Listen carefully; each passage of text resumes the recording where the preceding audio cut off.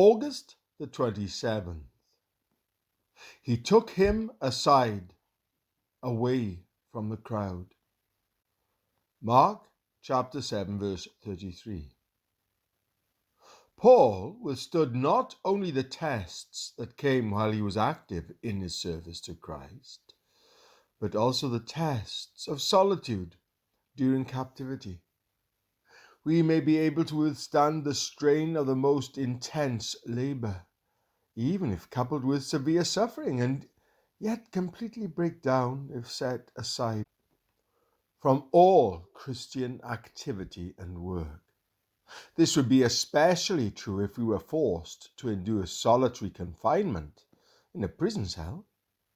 Even the most majestic bird, which soars higher than all others and endures the longest flights, will sink into despair when placed in a cage, where it is forced to helplessly beat its wings against the prison bars.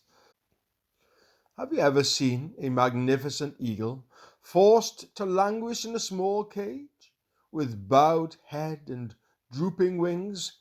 It is a sad picture of the sorrow of inactivity. To see Paul in prison is to see another side of life. Have you noticed how he handled it? He seemed to be looking over the top of his prison wall and over the heads of his enemies.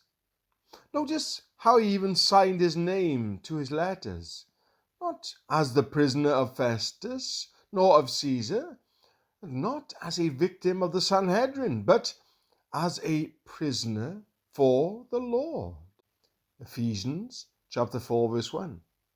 Through it all, he saw only the hand of God at work. To him, the prison became a palace, with its corridors resounding with shouts of triumphant praise and joy. Forced from the missionary work he loved so well, Paul built a new pulpit, a new witness stand.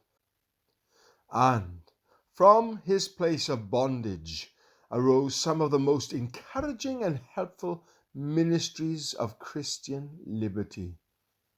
What a precious message of light came from the dark shadows of his captivity. Also, think of the long list of saints who have followed in the footsteps of Paul and were imprisoned for their faith for 12 long years. John Bunyan's voice was silenced in an English jail in Bedford. Yet it was there he wrote the greatest work of his life, Pilgrim's Progress, read by more people than any other book except the Bible. He once said, "I was at home in prison, and my great joy led me to sit and write and write.